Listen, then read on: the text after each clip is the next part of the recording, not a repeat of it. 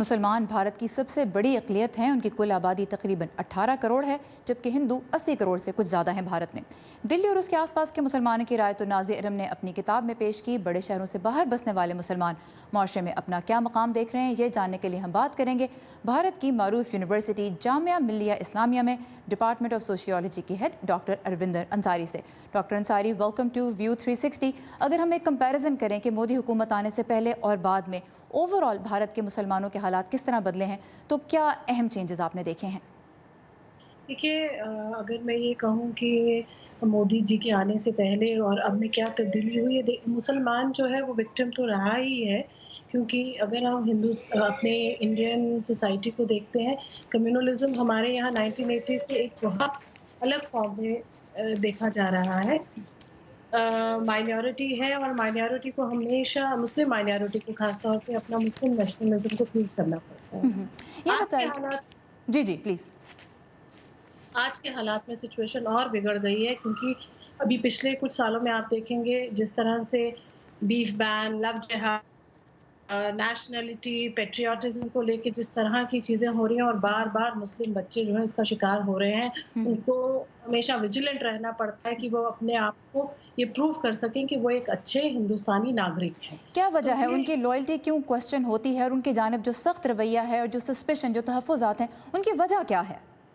उसके बहुत सारे पॉलिटिकल रीजंस हैं, क्योंकि जो पोलराइजेशन हुआ है हमारे यहाँ पे, वोट बैंक का पोलराइजेशन कांग्रेस ने भी किया, बीजेपी ने भी किया, और भी जो तमाम राजनीतिक पार्टीज हैं वो इन चीज़ों को, क्योंकि देखिए रिलीजन एक बहुत इमोशनल इशू है और रिलीजन को जो है एक्सप्लॉइट किया जाता है वोट बैंक पॉलिटिक्स के लिए।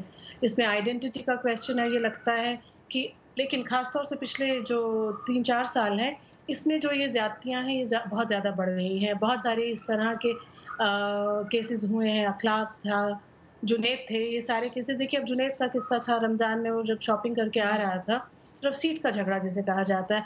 तो इस तरह की जो, और फिर विक्टिम जो पर्पिटेटर्स हैं, जो कल्प्रिट्स हैं, वो स्कॉट फ्री चले जा रहे हैं। ठीक। इससे भी हौसला अफ़ज़ाई हो रही है। And Muslim name is enough to spark the तो डॉक्टर अंसारी, ये मैं जानना चाहूँगी कि जब इन हालात को आप देखते हैं तो भारत एक सेक्युलर मुल्क है, उसका सेक्युलर इमेज आपके ख्याल में कितना ख़तरे में है, और क्या दुरुस्त है भारत को इस वक्त एक अच्छा, कह लिए हेल्दी सेक्युलर माशरा करार देना?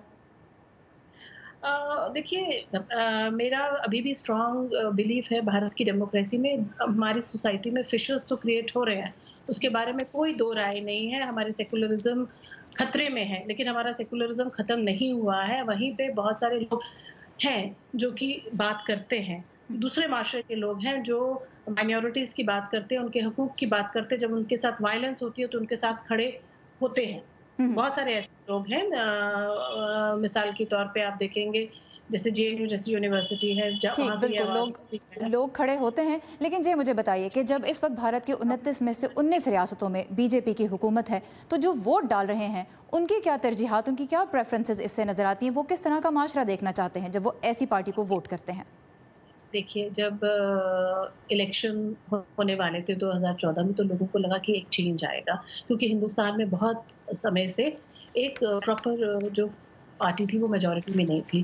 तो लोगों को ये लगा कि एक बार अगर हम बीजेपी को चांस देते हैं तो हो सकता है जब ये फुल फोर्स से आएंगे तो ये डेवलपमेंट, क्योंकि उनका उनका जो नारा था, सबका साथ सबका विकास। तो इसने बहुत उम्मीद जताई थी कि maybe the government, when the government is in full majority, they were looking forward for some kind of change. So इस फ्रंट पे तो लोगों को बहुत ज्यादा निराशा हुई है। जिस तरह का माहौल पैदा हो रहा है, पैदा हो गया है इनफैक्ट, उससे तो बहुत ज्यादा निराशा हुई है। देखिए, एक बार फिर से कम्युनिटी को लगा, नहीं, let us trust them and hope कि चीजें सुधरेंगी, वो मेजॉरिटी में होंगे, लेकिन वो हुआ नहीं। ऑलराइट, सिचुएशन जो है पोलराइज हुई है। ऑलराइट। डॉक्टर अरविंदर अंसारी हमारे साथ थी दिल्ली से। डॉक्टर अंसारी, आपके वक्त का बहुत शुक्रिया।